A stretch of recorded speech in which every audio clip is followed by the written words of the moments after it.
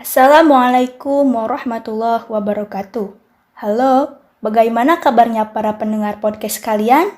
Di tengah pandemi, perayaan Hari Lahir Pancasila yang berbeda, namun mampu membuka perspektif pikiran kita sebagai hamba. Perayaan Hari Lahir Pancasila yang berbeda, namun mampu menjadikan kita manusia yang memanusiakan lainnya. Bersama saya, Nurul Sifa Fauziah dari MAN 1 Tasikmalaya, akan menemani hari-hari Anda dalam memaknai harlah Pancasila bersama generasi milenial. Di era globalisasi, wujud kontribusi tidak hanya dilakukan dengan kekuatan fisik semata, melainkan dengan memaksimalkan potensi sumber daya manusianya. Namun, jika kita memilih lebih jauh mengenai kualitas sumber daya manusia Indonesia, belum sepenuhnya dapat dikatakan memenuhi mutu dan kualitas, sebagaimana diperlukan untuk mengolah sumber daya alam yang tersedia di negeri ini. Maka dari itu, kontribusi terhadap negara amat diperlukan, sebab semua orang berhak untuk berkontribusi bagi bangsa ini. Generasi milenial merupakan generasi penerus bangsa. Di pundak kitalah masa depan bangsa diletakkan. Ikhtiar Sumpah Pemuda pada tanggal 28 Oktober 1928 menjadi salah satu puncak dari riwayat perjalanan benih-benih nasionalisme Indonesia melalui generasi milenial. Pergerakan pemuda berkembang sejalan dengan perkembangan rasa nasionalisme dalam diri bangsa Indonesia. Sumpah Pemuda adalah titik pijak seloka Bhinneka Tunggal Ika dalam perjuangan bangsa, sedangkan Pancasila adalah roh yang membakar semangat nasionalisme generasi milenial. Lantas, Sumpah Pemuda dapat diaktualisasikan dalam pengamalan nilai-nilai Pancasila sebagai adicita bangsa. Dalam ruang lingkup yang lebih sempit, sebagai pelajar pun dapat menciptakan sebuah dedikasi untuk Indonesia melalui kegiatan belajar yang semakin optimal meskipun di tengah pandemi. Esensi utama kegiatan belajar dalam hal ini bukan semata-mata untuk memperoleh nilai akademik yang tinggi saja, melainkan upaya agar potensi generasi milenial mampu bersaing dengan pelajar lainnya di kancah internasional.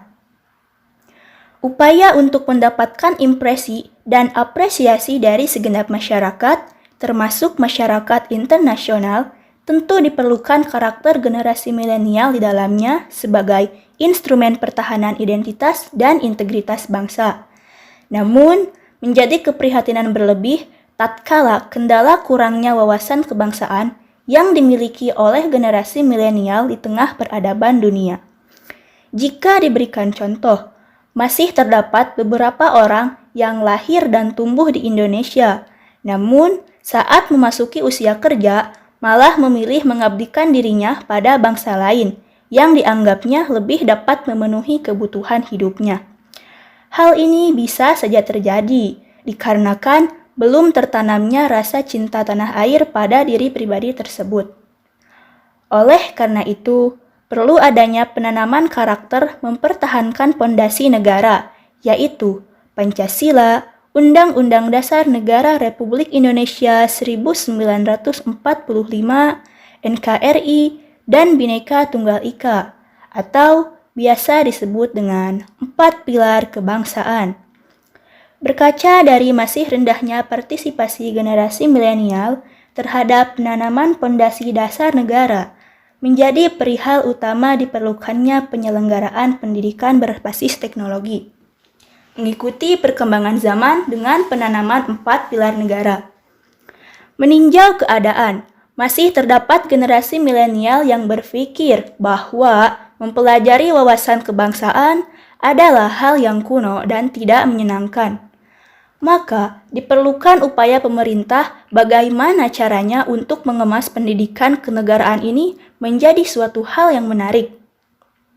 Sebagai pelajar, kita pun dapat berkontribusi melalui berpartisipasi aktif dalam kegiatan yang menanamkan 4 pilar kebangsaan ini, seperti mengikuti seminar sosialisasi 4 pilar yang dapat memperkaya wawasan kebangsaan dan rasa nasionalisme kita sebagai generasi milenial Indonesia.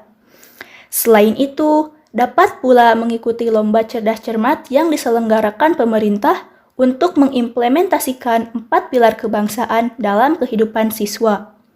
Bahkan, bisa pula diwujudkan melalui suatu pembiasaan literasi dengan peningkatan minat membaca siswa. Sebuah fakta yang harus kita ambil hikmahnya apabila kita belajar dari sejarah para pendiri bangsa adalah keterpautan hatinya terhadap buku. Hal apa yang membuat pidato Bung Karno dinanti-nanti? Mengapa orasi beliau berisi dan powerful? Tidak lain karena Insinyur Soekarno gemar membaca buku. Jadilah setiap kata yang keluar dari lisan beliau penuh wawasan dan kekuatan. Dengan diperolehnya pengetahuan-pengetahuan luas yang bertajuk wawasan kebangsaan untuk karakter bangsa tersebut, tentunya akan mengembalikan Indonesia sebagai negara yang berkarakter kembali, di mana saat ini karakter bangsa Indonesia sendiri pun telah terkontaminasi oleh kebudayaan asing. Bahkan, seringkali saat ditanya mengenai wawasan kebangsaan, poin-poin Pancasila misalnya, masih banyak dari kalangan pelajar yang terkadang lupa 5 poin tersebut. Hal ini bisa saja karena saat ini pelajar tidak lagi dibiasakan akan hal itu. Adapun pokok-pokok 4 pilar yang perlu ditanamkan sebagai kontribusi tersebut antara lain Pancasila sebagai dasar negara, yang seperti kita ketahui menjadi landasan pokok dan fundamental bagi penyelenggaraan Indonesia. Undang-Undang Dasar 1945 sebagai landasan konstitusional yang menjadi hukum dasar penyelenggaraan negara ini. Negara Kesatuan Republik Indonesia sebagai bentuk negara yang lahir dari perjuangan bangsa, dan Bhinneka Tunggal Ika sebagai moto bangsa yang akan tetap menjadi pemersatu bangsa di tengah kemajemukan yang menjadi ciri khas Indonesia. Pentingnya kontribusi pemerintah berupa sosialisasi dan partisipasi aktif pelajar mengenai 4 pilar ini dalam kehidupan, khususnya semenjak berada di jenjang pendidikan akan berdampak sangat baik bagi generasi milenial bangsa ke depan. Dengan mengingat apa yang tumbuh dari dalam bangsa kita sendiri, tentunya akan lebih memudahkan bangsa dalam berjuang menghadapi era globalisasi ini, terutama bagi generasi milenial sebagai agen perubahan. Konsep pesan melalui sosialisasi 4 pilar adalah salah satu bentuk internalisasi pesan secara persuasif.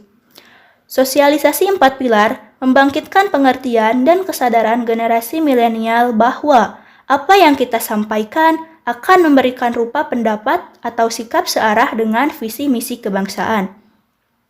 Internalisasi melalui sosialisasi 4 pilar membuat generasi milenial bukan hanya berperan sebagai pihak penerima semata, namun juga mampu berpikir reflektif kreatif untuk turut andil dalam upaya mendarah dagingkan Pancasila. Demikian pemahaman saya sebagai generasi milenial dalam memahami harlah Pancasila. Saya Nurul Sifah Fauziah pamit undur diri, tetap jaga kesehatan dan sampai jumpa. Terima kasih.